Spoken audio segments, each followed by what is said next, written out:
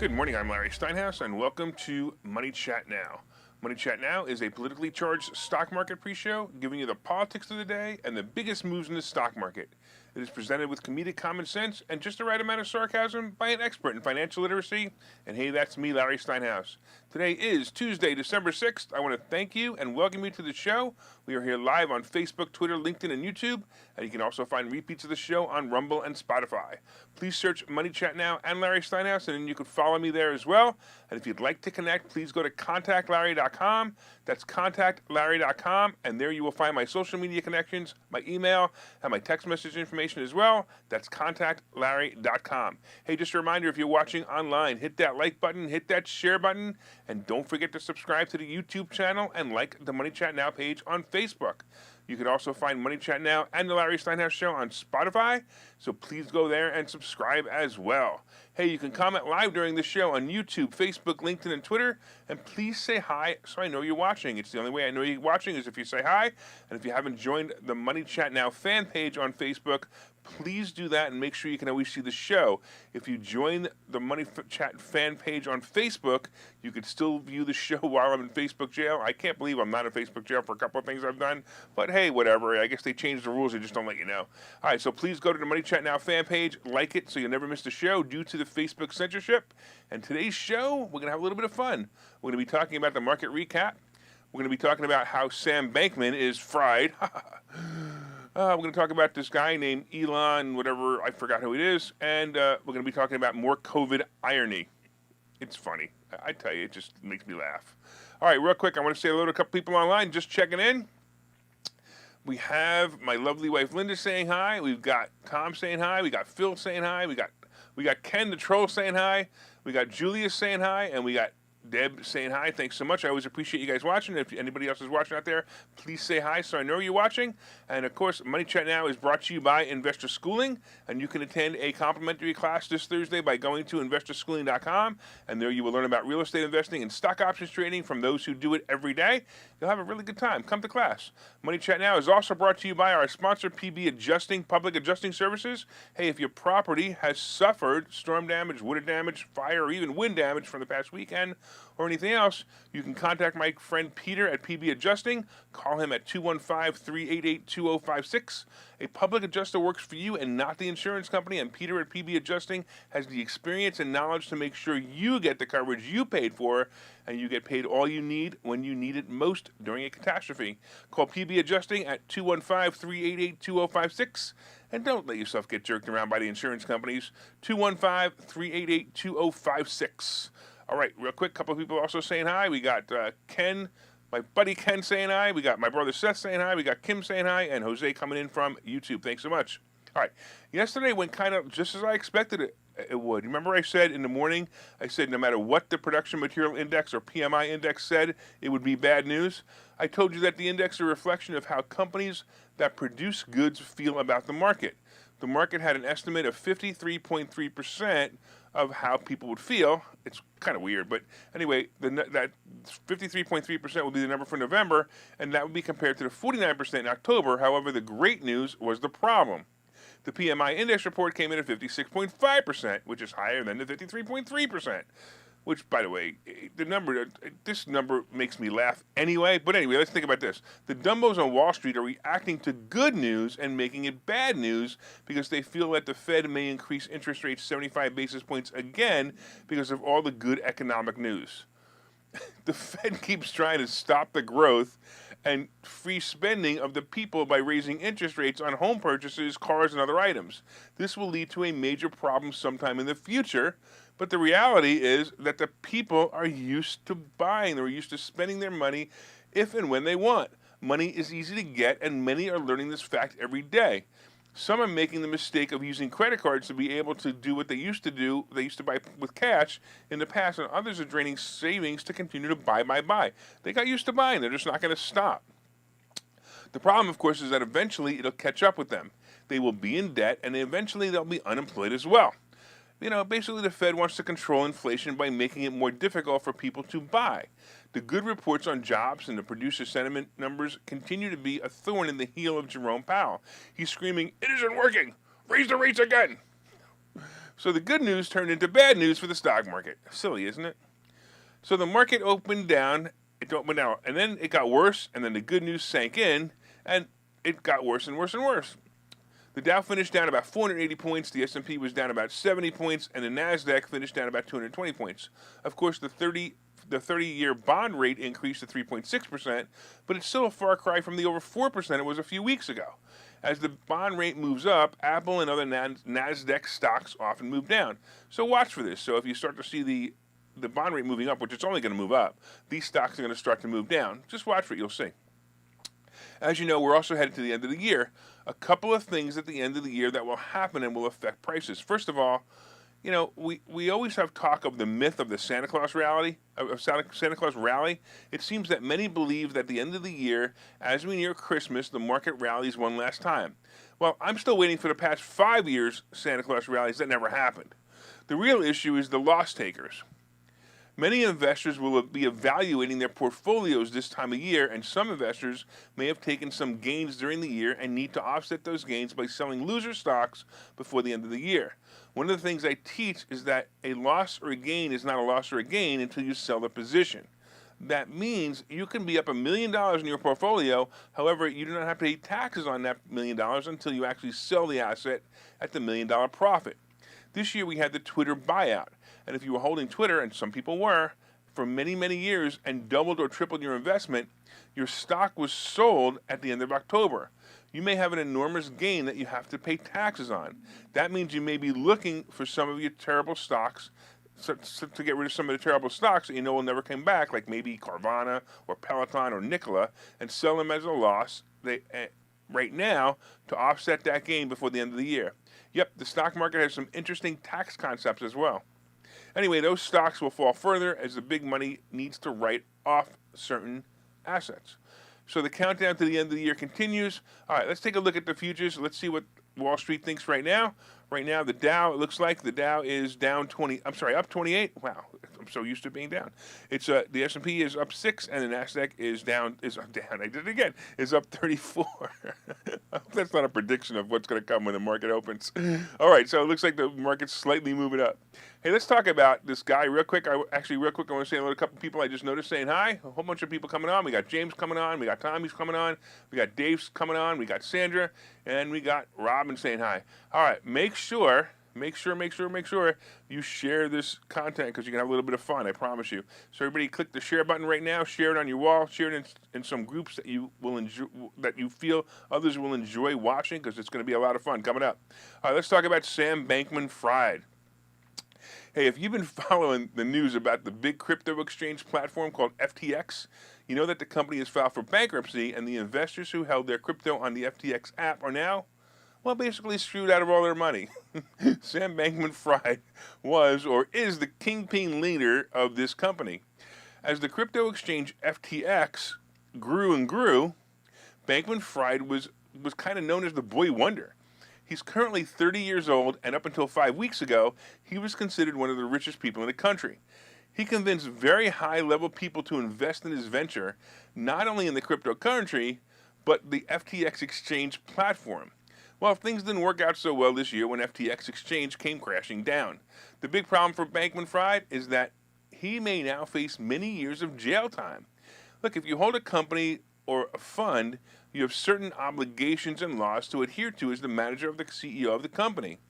If your investment goes bad and you're following the rules, you're not liable or a criminal. You just had a bad investment, and that's life.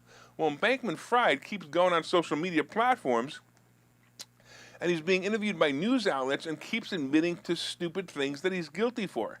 He has said this, and he has said it's all his fault, and when he says it's all his fault, it doesn't matter if he says it's all his fault. He still could be guilty or not guilty.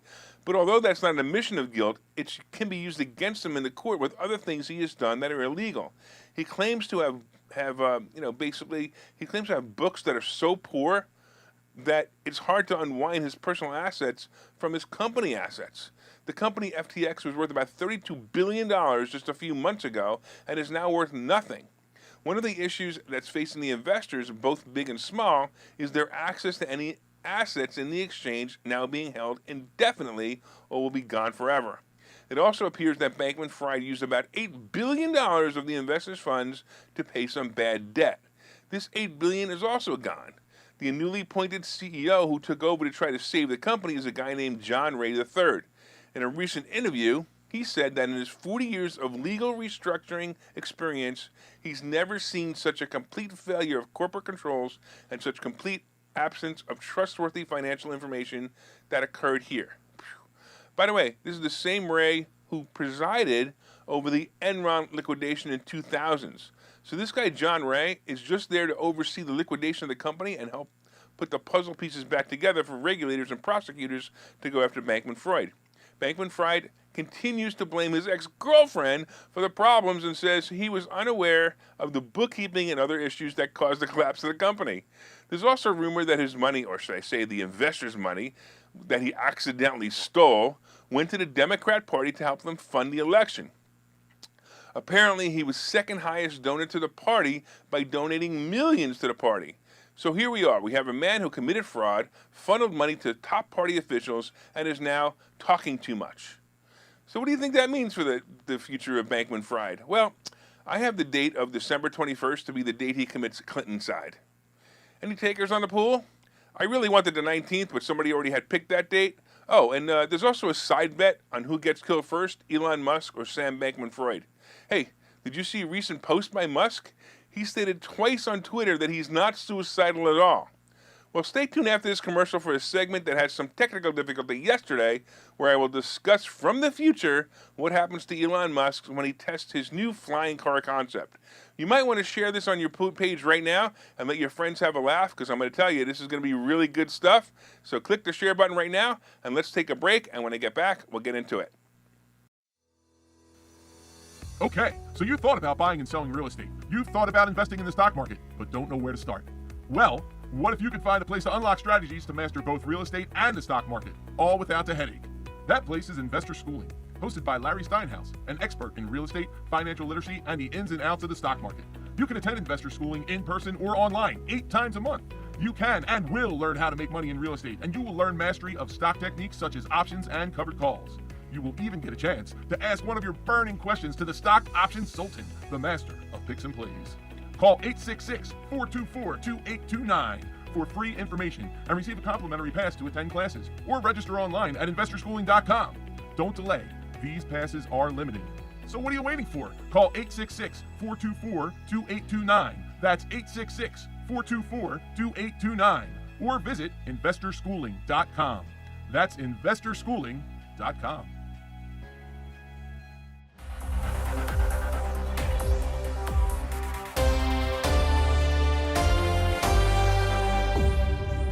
All right, welcome back to Money Chat Now. I'm your host, Larry Steinhouse, and of course, if you'd like more information on Investor Schooling, you can go to investorschooling.com or call 866-424-2829. That's 866-424-2829. Hey, of course, I want to welcome you back to the show. You're here live on Facebook, Twitter, LinkedIn, and YouTube, and you can also find repeats of the show on Rumble and Spotify. So please search Money Chat Now and Larry Steinhouse on Spotify, like and subscribe there. And if you'd like to connect to me personally, you can go to contactlarry.com. That's contactlarry.com, and there you will find my social media connections, my email, and my text message information as well. That's contactlarry.com.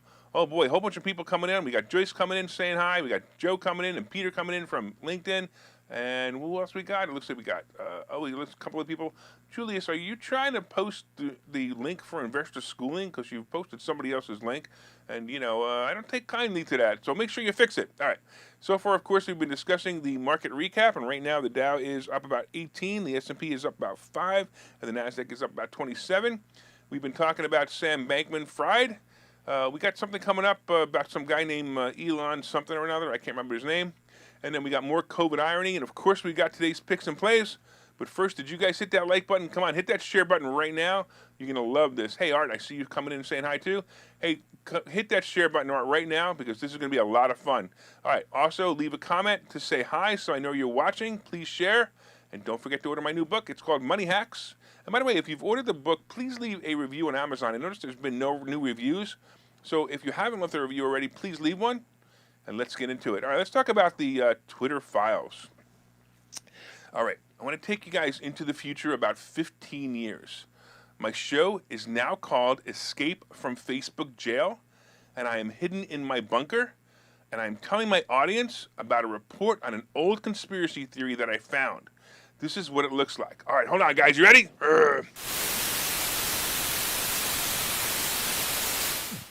All right. Listen, guys. All right, listen.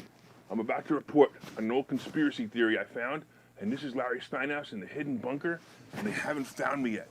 And today's story is an old rumor that some of you guys might remember it. I know it's hard to remember things after being mandated to take what was called a truth vaccine, you know, the one that was mandated by President Newsom about 10 years ago. And for those who escaped the vaccine or still have fuzzy memories that are still left, you know, try to remember this guy's name. His name was Elon Musk.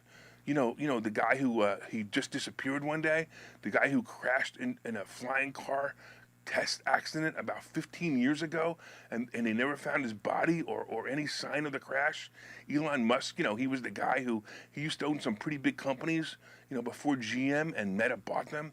You know, GM bought the company called, I think it was called Tesla, and Meta bought a company, and I think it was called Twitter at the time.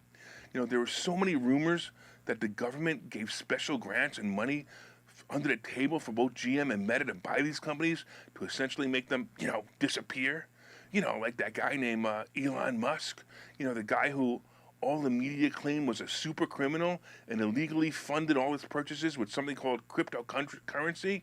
And I think now Vice President Sam Bankman-Fried was also able to uncover this criminal activity. Remember that? We don't hear much about these things anymore. And of course, we'll probably never hear about it again, because of the Ministry of Truth has told us not to talk about Elon Musk or mention him anymore. After all, we don't want our flying car to fall from the sky during a flight to, you know, to our required and dictated time to be there when the government wants us to. Oh, shit. They found me. Listen, the YouTube guys, the Facebook police, and I gotta go. I gotta go. Okay. Back to the present and the Twitter files. All right, guys. We all know that Elon Musk bought Twitter. It was a while ago, right? We all know that Elon and his employees and the leaders of the company have been involved in serious election manipulation. For those watching on YouTube, sorry, but that last sentence will probably be the end of my YouTube channel. Elon Musk has been releasing information on how Twitter was directed by government officials to silence certain stories and certain users. The directive came from those who wanted to manipulate elections. The biggest story, of course, was the Hunter Biden laptop story. By now, you must know that the laptop was retrieved by a computer repair shop in Delaware, and he had a bunch of incriminating information about Hunter and Joe Biden. When the information about the laptop was discovered and things on that laptop were released to social media, Joe Biden looked us square in the face in the debate between Trump and Biden and told us that Russian interference was the problem. And it was all made up by Russian spies. Although you and I both knew the excuse had to be the most ridiculous thing he could say. However, millions of dumbocrats took it as the Republicans trying to create election interference, when the actual truth was that the Democrats were interfering by the elections by suppressing the information. Both Facebook and Twitter would remove and shut down any post that included any information that came from the laptop.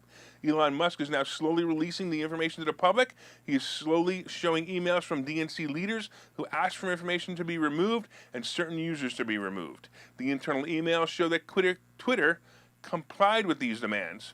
I read the Twitter releases and I found them to be a bit jumbled, but it was obvious that Twitter was told to enforce a policy called the Hacked Material Community Guidelines. This was why your Twitter feed was either shut down or censored when the Hunter laptop information was released. They, like the other social media companies, made a policy and squeezed a newsworthy piece of information into the policy to make sure that it was suppressed. Even the other communists, bought-out leader Mark Zuckerberg, admitted that the FBI told him to suppress the information. This admission came from an interview with Joe Rogan. If you ever saw the Joe Rogan podcast with Zuckerberg, you'll see it. Elon Musk will continue to release information on how the company has been manipulating the user base, but we already knew it. Hey, how do we know? Because we were awakened, not woke, as you know, right? The awakened need to stand up in the tyranny of fake leaders who are appointed and not elected. One day a real insurrection will take place, not the mini riot at the Capitol, but a real insurrection. That's where our country is headed, and that's the way the future, either someone stands up to these people are really going to become ruled by Big Brother, and the name Elon Musk will no longer exist, like my glimpse into the future. Hey, just remember what Epstein and Christmas lights have in common. They don't hang themselves. All right.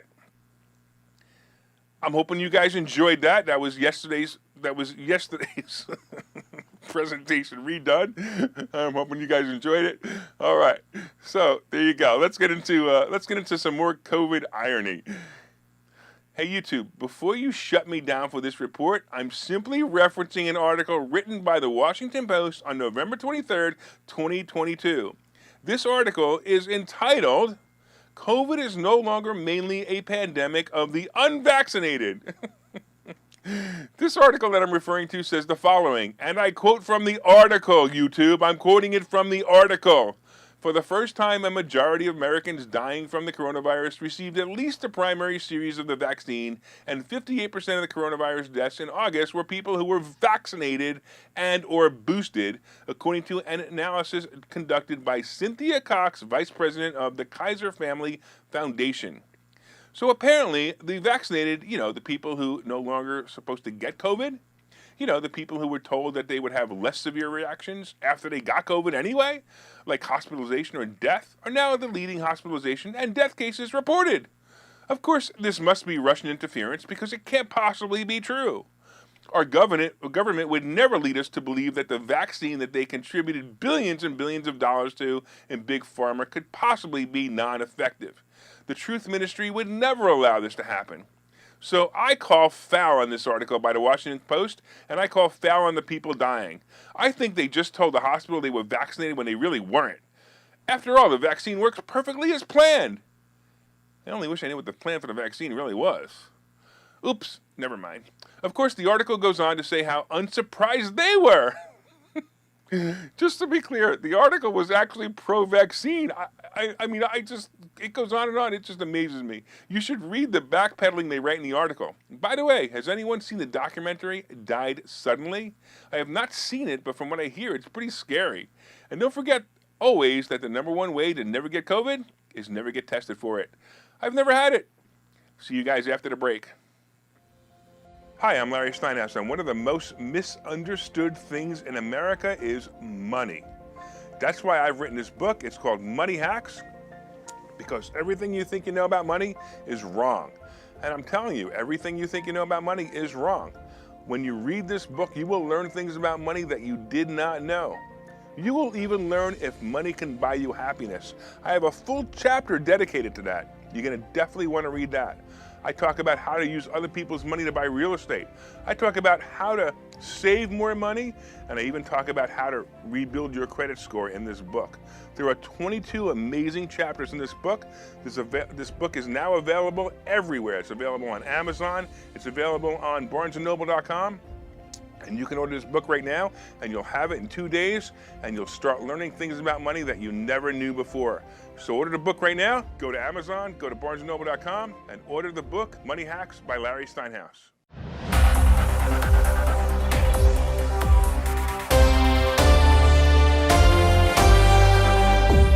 Welcome back to Money Chat Now. I'm your host, Larry Steinhouse. Hey, did you know we have a Spotify channel? You can go there now and subscribe to the Money Chat Now Spotify channel and the Larry Steinhouse Show Spotify channel. That's right, you can subscribe to the channel and listen to all the reports. If you like the last report, especially the one about Musk, you can break that out and you can listen to it separately. They're broken out for your enjoyment. Look up Money Chat Now and Spotify and subscribe. And you should also remember that my interviews are continuing. By the way, if you know someone who would benefit from being interviewed by me, please reach out and contact me at contactlarry.com or hit me up at Messenger. I will interview you, and I'll interview you for free. It's fun and informative, and it's great publicity for your business, of course, as well. And, of course, we're also looking for more sponsors of the show and the Saturday afternoon show on WPHT Radio. Our sponsor program includes spots here and there as well. And, by the way, what are you guys doing on Thursday? So this Thursday, what are you guys doing for lunch? I'll be meeting at the Temperance House and with a bunch of people for lunch at 12 o'clock. We'll have lunch and we'll have a meeting. We'll just talk about our businesses. Lunch and meeting is just $25. Let's get together and recap. All right, you guys having a little bit of fun. I noticed online about this. You know what I noticed? I noticed that Ken the troll is getting all upset because of my last presentation. Oh, well. All right, coming up, of course, we have today's picks and plays. But did you guys hit that like button yet? Did you guys hit that share button? Come on, tell all your friends about this show. Let them know it's both entertaining and educational. Please share it on your page or on groups that you feel will also enjoy the show. And I have a question for you guys. All right, before I get into the market outlook today, I want to know about from all you guys who are watching. We've been doing this show for about a year. Actually, we've been doing this show for exactly 1 year at 7:30 in the morning as of December 1st. Exactly 1 year. So that's pretty impressive. So I want to know what part of the show you like the best. Do you like the stock market updates or the news articles? Do you find the market updates interesting? Could you do without them if I change the format of the show? Please let me know in the comments if I should keep the show in its current format or make changes. What would you like to see in the new year or on this show? Please let me know in the comments so I can improve the show for you. So take a little time, make some comments, let me know. I'll see them all day. Let me know what you guys think of the show and how I can make the show better for you. I already know that Ken the troll would just want to just troll me anyway. It really doesn't matter. All right, so real quick, the market today is going to be kind of bland. No real economic data is coming out today, but tomorrow we will see some reports including mortgage applications and consumer credit card debt. Those will be interesting. Synchrony Bank is going to be a call, and it's going to be a put in 2023 at the end. They own most of the credit card debt. Did you notice that most of your credit cards right now are Synchrony credit cards? It's going to be the big short all over again. So today, if you get lucky, look for bargains and pounce on them, but look to hold over the new year. So start setting yourself up for the new year. Sell your junk now, and if you need the tax write-off, sell it as well. All right, let's take a quick look at the futures before we run out of time. We've got the Dow is up 16. We got the S&P up almost 5. We got the NASDAQ up 27. And, of course, crypto is hanging on there. We got Bitcoins around 17,000. Ethereum is just under 1,300. And then, of course, we have gold and silver. They've also stalled. Gold is about 1785, and silver is just below 23. The Treasury bond is 3.75. I'm sorry, 3.57. And this surprises me. I actually think it would be higher. Average mortgage rates of about 7% are actually falling a little bit. Oil is dropping rapidly, and now it's $76 a barrel, and the average gas price is now $3.38 a gallon. Hey, I want to thank you all for watching Money Chat Now. We are here live every morning at 7:30 on Facebook, Twitter, LinkedIn, and YouTube. And you can also find repeats of the show on Rumble and Spotify. Hey, don't forget, we're meeting for lunch on Thursday at the Temperance House. So Temperance House, 12 o'clock Thursday. Reach out if you can make it. It's going to be a lot of fun. Plus, we also get to talk about a business. It's great. My name again is Larry Steinhouse. I am the host of Money Chat Now, and I am the CEO of Investor Schooling. And remember, you can contact me directly at contactlarry.com. That's contactlarry.com. Let me know what you think about the show. Let me know about what you think about all the shows in the future. And don't forget, make it a profitable day.